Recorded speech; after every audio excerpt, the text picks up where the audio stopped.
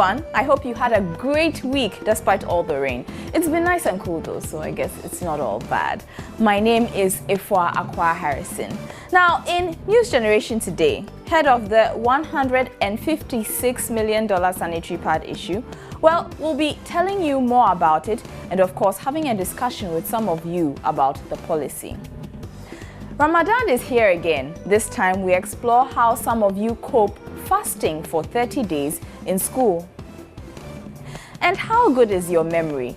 We were at the Globin School in Accra to see how students there have mastered the art of calculating with their minds. We have a very interesting bulletin in store. Please stay with us. Supported by Cowbell with Vitarid.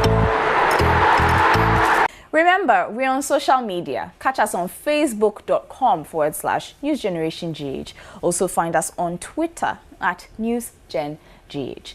Now, government has gotten a World Bank loan and part of it would be used to provide sanitary pads for schoolgirls. The Minister for Education, Jane Nana Opoku-Agyeman, says the policy is in fulfillment of an NDC campaign promise. Well, Adelaide has been chatting with some of you on the issue. Parliament on Thursday approved a $156 million World Bank facility to construct some SHS in the country. About $15 million will be used as scholarship for some of the students. Part of the money would also be used to buy some sanitary pads for girls in the schools.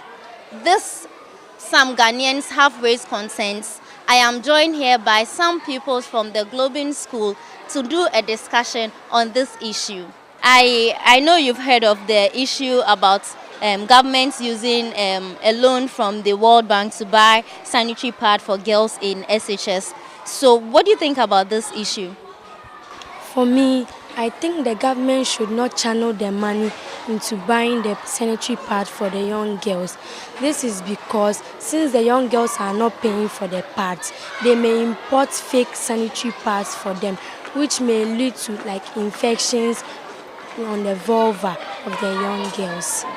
I think it's a bad idea because the money the government is importing from the World Bank can be used to develop the country by building some social amenities like hospitals, schools and roads to help the country develop.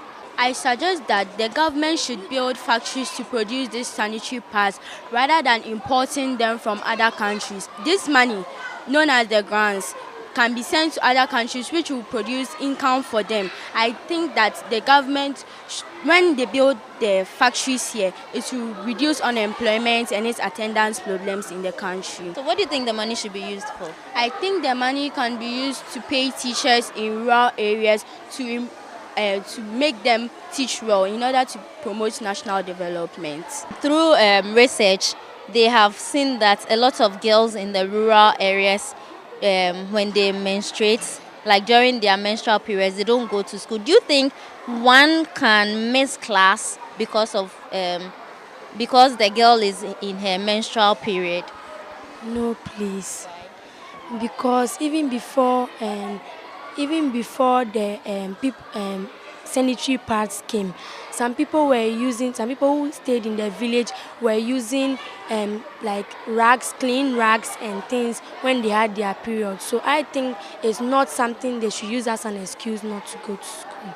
As my friend said, I think she's right, and the girls must be aware of the time they'll get their periods so that they'll be able to be cautious of how they'll keep themselves clean and everything, so they won't be absent from classes. I think that some people don't calculate the time they used to menstruate, so it comes like a rupture, and before they notice, they spoil themselves and they think they get disgraced because their friends tease them and they use that excuse to stay at home. And I think it's a bad idea. Don't you think the provision of sanitary pads are meant for parents? What do you think about that? Parents are the ones supposed to provide us with all these sanitary pads and maybe the toiletries that we need in keeping ourselves clean. Yeah, that's why I said that the parents, especially the mothers, should give their children pads like about 5 or 6 to send to schools, especially the boarding schools, that they won't sell themselves for them to come home or ask for some from their friends, for them to be disgraced in schools.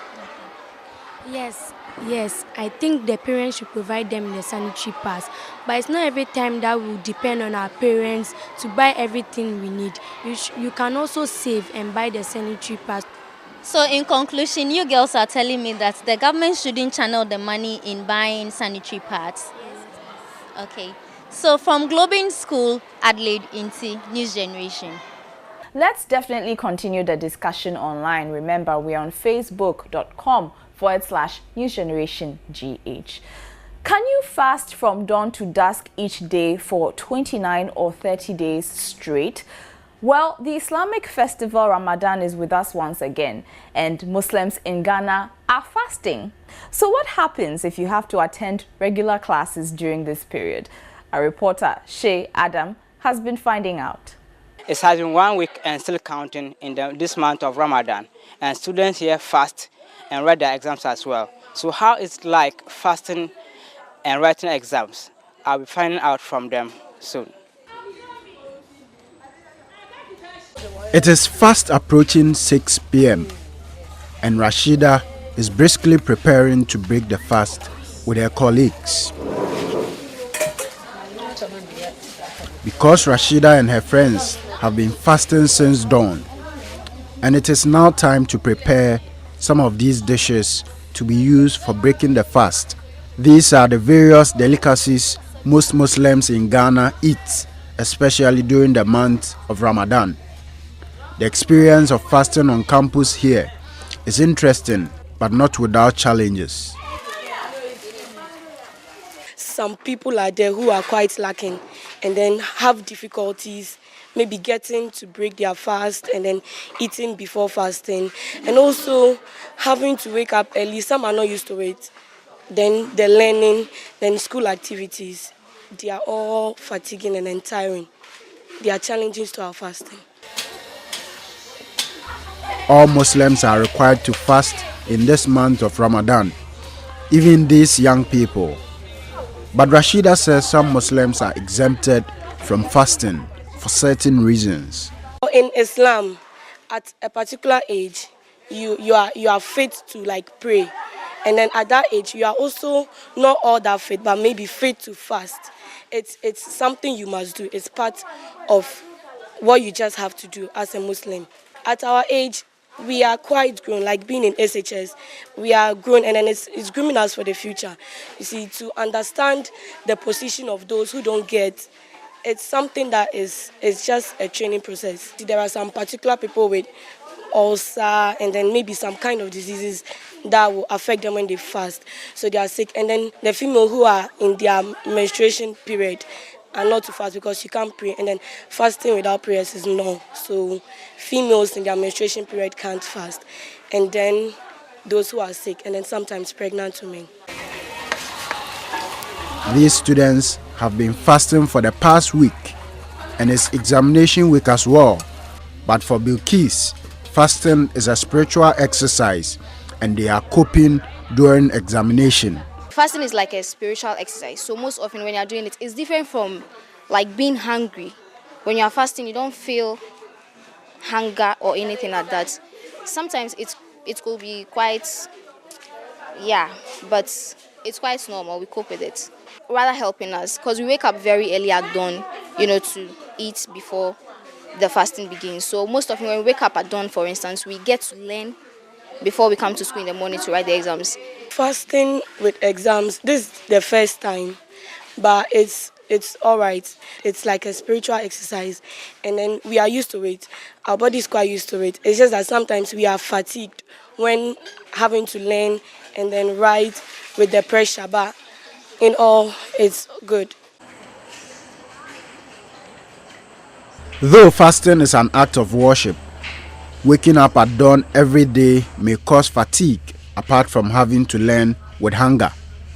Waking up very early at dawn, so when you come to class, you feel sleepy and that, but we manage it.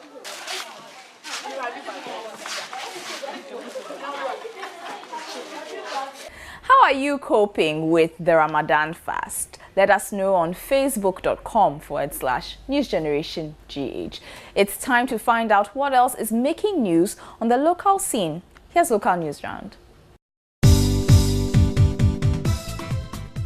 The Dutch government, in collaboration with UNICEF, has approved a grant of $6 million to Ghana for child protection programs. These include child marriage, sexual exploitation, abuse of girls, among others. The grant is aimed at promoting the rights and development of girls, especially in the Northern, Upper West, Upper East, Western, and Volta regions. Repair works on a major generating unit of the Abuadi thermal plant have been completed. In February this year, all 3 units at the plant were shut down for repair works. This affected energy supply and triggered a load-shedding exercise in many parts of the country. The unit is expected to add 110 megawatts of energy to the national grid by the end of this weekend. Over 350 schoolgirls have been empowered through a mentorship program. The girls were taken through a range of topics including building self-confidence, talent discovery, making the best out of school, and building strategic friendships and networks. Women in Vodafone Ghana, in partnership with the NGO Leading Ladies Network, organized the Day's Mentorship Program at the Christ the King Hall in Accra. The event was organized to encourage the girls in all aspects of their development.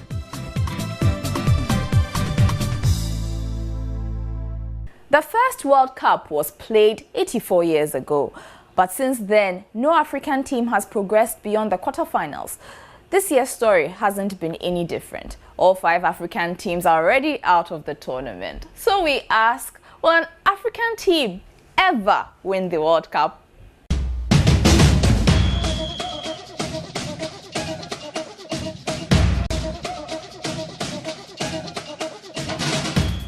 Even before the World Cup began, the Cameroonian team had refused to board their plane to Brazil for the World Cup in protest over appearance fees. Cameroon kicked off what could be described as yet another disappointing campaign by Africa at the World Cup. The indomitable Lions exited the World Cup, finishing at the bottom of their group with no points. Some of their players also showed gross indiscipline at the tournament.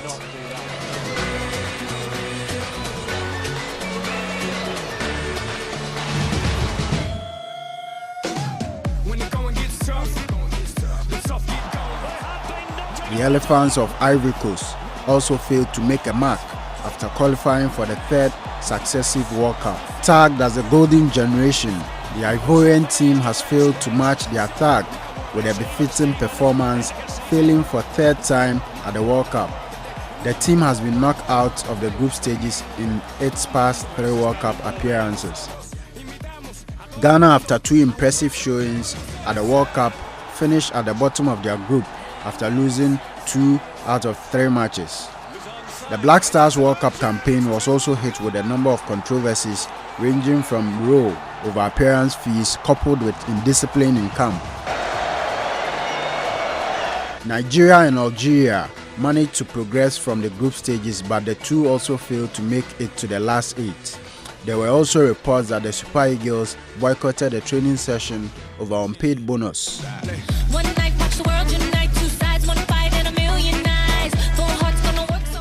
For many of you, indiscipline is one key factor contributing to Africa's poor showing at the Football Mundial. We were not concentrated, they were not disciplined, the fighting, they didn't do well at all, especially Ghana versus Portugal. Before that match in the morning, they were fighting about, they were having some money issues.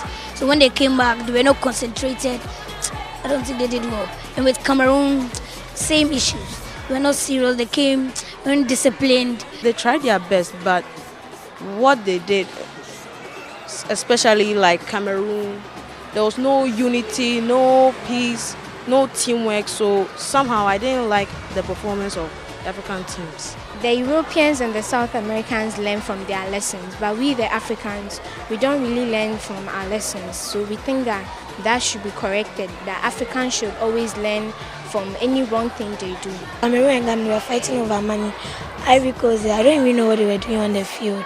I don't think they did well at all. Many of you are hopeful an African team can win the World Cup someday, but will require great effort. If they come next time to the World Cup with much discipline and concentration, put in their mind that they are come to win the game, not for glory, not for money, for anything. They could perform better next time. I think an African team can win the World Cup, but they must put in more concentration when they are playing football and also see their teamwork, how their teamwork is. Brazil 2014 is already over for Africa. Only time will tell if any African team can make history by going beyond the quarter-final stages in Russia 2018.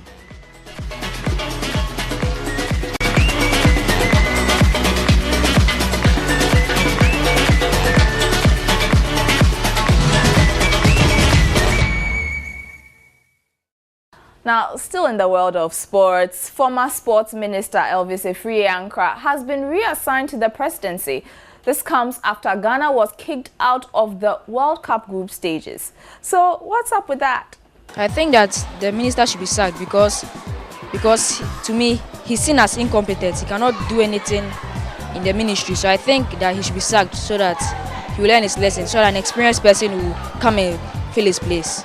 I think that he should be sacked because he's incompetent and he's not a visionary leader and he won't help in the development of Ghana. I think it's a bad idea because the ministers are incompetent and they are square pegs in the hole. So they have to leave the way for other people who are more experienced, come and work inside the job and leave the ministers to go home. I think that the sports minister, Mr. Efriankra, must be replaced because he does not know much about the job given to him by the Ghanaian people. So he must be replaced instead of giving him the job. He must be replaced at another ministry, so that when we can find another right person to do the job. I think the minister being reassigned was not the best because he should have been penalized for what he has done and not to just immediately be assigned to another job. Well, more News Generation coming up after this.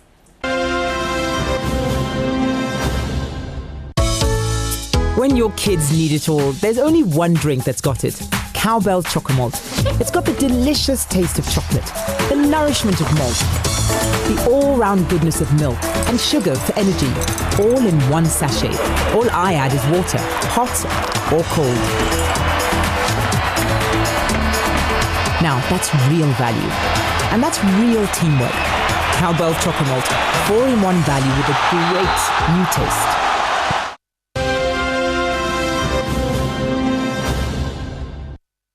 Welcome back. You're still watching News Generation. Now, are you good at memorizing formulas in mathematics, science, and other subjects? Or is it too difficult to use your brain with all the calculations involved? Well, a group of people are trying to make memorizing so-called tough subjects easy and fun through the Memory Master course.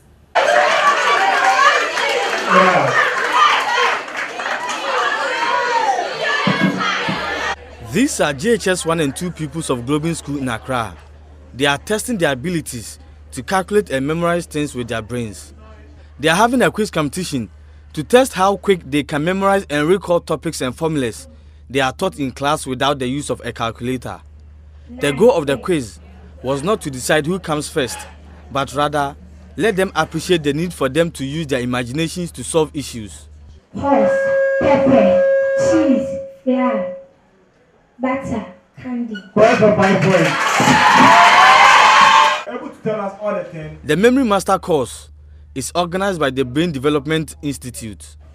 The Brain Development Institute is an organization that uses simple methods to make maths, science, and other subjects fun and easy for students to learn. Well, it's easy if you use the method of association and you use as maybe something different in maybe a word. You can use to remember those words, and I think it's very easy and very quicker.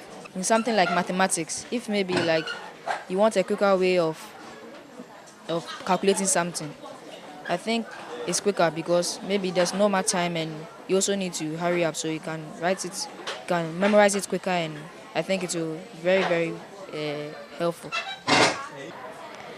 Well, it was, if you memorize it, you'll be able to do a lot of things like in exam. If you are learning for maybe science, you'll be able to apply these methods to it, be able to memorize it. So when you memorize it, you'll be able to write. So I'll be able to remember my formulas quickly, which will save me more time when I'm doing an examination. Because God gave everybody science to use their mind. Because when you use calculator, maybe it might be error. So when you use your mind, you can remember or answer it correctly. It is a program that guarantees results, helping students not to only pass their examinations, but also be able to commit things they learn into memory with ease. We are using the imagination. We help them use their head. I always say that God has given us a laptop up here. It's even more than a laptop. All that we are doing is we have a small manual to help you use it better. That's all we are doing. And if you can attest to the fact, they have become really brilliant. They can recall, they can calculate, they can think on their toes. They are very confident.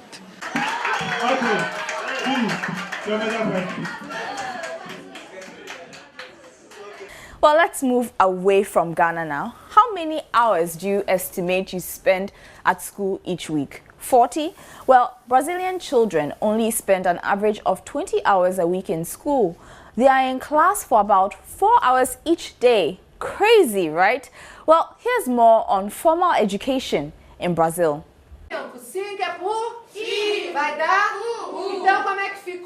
It is an average weekday afternoon in Rosinha, Rio de Janeiro, and we are at the Creche Escola school. We are in Miss Eugenia's primary 5 class of 15 students, and it's the last period. Classes are held in shifts, the morning from 7 to 12, and then the afternoon from 1 to 5 p.m. Vejo televisão. I watch TV. That's all? Natação. And he does swimming. And it's the same for most of the students here. They chill out in the morning and come to school around midday for the afternoon. They feel it is enough and cannot imagine going to school for 8 hours like students in Ghana.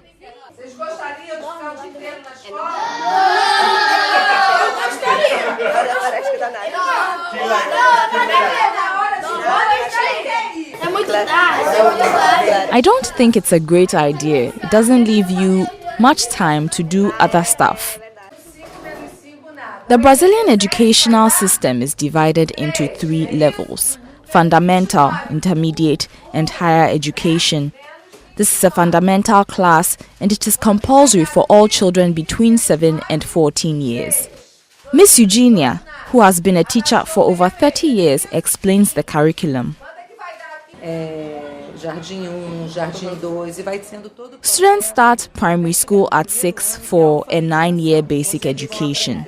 6 anos. Português, matemática, história do Brasil e história geral. Here we teach 6 subjects: Portuguese, history of Brazil, geography, science, maths, and physical education. De educação física, capoeira. Capoeira? Capoeira eles têm toda segunda-feira. Acho que sim, se você programar, fazer planejamento. If the teaching is of good quality, I think it's enough. Eu acho que é suficiente, sim. For Eugenia, it is not so much an issue of the hours of learning that disturbs her about education in Brazil. She's more concerned about the opportunities these children have to attain higher education. Uma questão de regiões do Brasil, realmente. Nas grandes metrópoles, nos grandes... In the big cities, the children have more opportunities for higher education. The schools are better, but in the interior, the people do not have that much opportunity. Entendeu? E de lugares de muito interior mesmo. These are thoughts that are, however, very far from the minds of these young ones. Creche Escola is a private school that only keeps students until the 5th grade. From here, most of the students will further up at a public school to start middle school and go on to high school. Students find schools based on a lottery system where they find space in a public school of choice.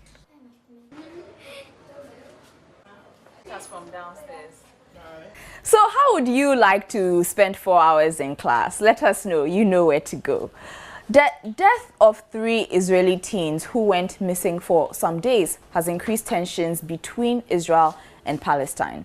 This week, the world is focused on the Israeli-Palestine tensions.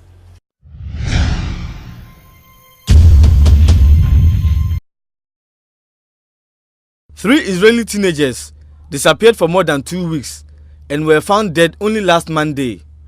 They were buried a day later. The boys' disappearance sparked a huge social media campaign under the hashtag Bring Back Our Boys. At the burial service for the 3, Israeli Prime Minister Benjamin Netanyahu said Israel will find those responsible for the teens' murders and promised increased military strikes on Gaza. That statement was carried through, and the militants also fired back with rockets. A Palestinian teenager was abducted hours after the burial and killed in Jerusalem. The 17-year-old boy's murder raised tensions, and there are claims it was revenge for the killings of the 3 Israeli teens. The crime has been strongly condemned by some world leaders. These events threaten the fragile relationship between Israelis and Palestinians. Already, there have been clashes between Palestinian youth and Israeli police. Many people want the violence to end, but the question remains how. Good afternoon. Good afternoon.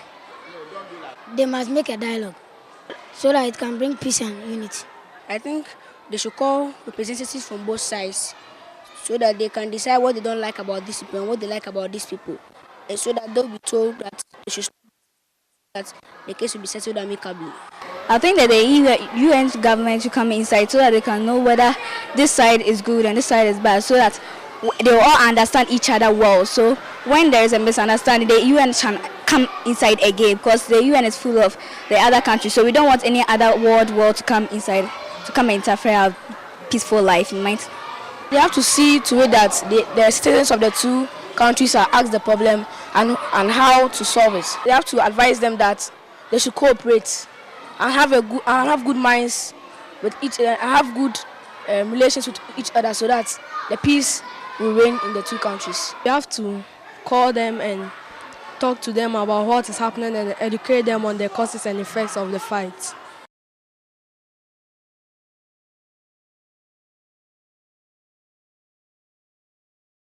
Time now to catch up with the world of international news before we wrap up. The European Court of Human Rights has maintained a ban by France that prevents Muslim women from wearing the full-face veil, the niqab. A 24-year-old French woman took the case to court, arguing that the ban on wearing the veil in public was an infringement on her freedom of religion and expression. The court said that the decision to maintain the ban was based on the fact that the veil hides the face. French law states that no one can wear clothing intended to cover the face in a public space. The penalty for doing this can be a €120 fine. A flyover has collapsed onto vehicles in Belo Horizonte, one of the cities hosting the World Cup in Brazil. The concrete and steel bridge, which was under construction, fell onto traffic on a busy highway, crashing into a bus, 2 construction lorries, and a car. Emergency officials say that the driver of the bus and another person were killed. 22 people were also injured. An exhibition dedicated to toilets has opened at the Miraikan Science Museum in Tokyo, Japan. It features a 5-meter-high toilet slide and a singing toilet choir. The exhibit aims to educate guests on toilets and waste and help them talk more openly about bodily functions. So that's it for this week. Thank you so much for joining us. Remember, keep your comments coming on our Facebook page, facebook.com/NewsGenerationGH. Also find us on Twitter @NewsGenGH. Until next time, take care. Supported by Cowbell with Vitarid.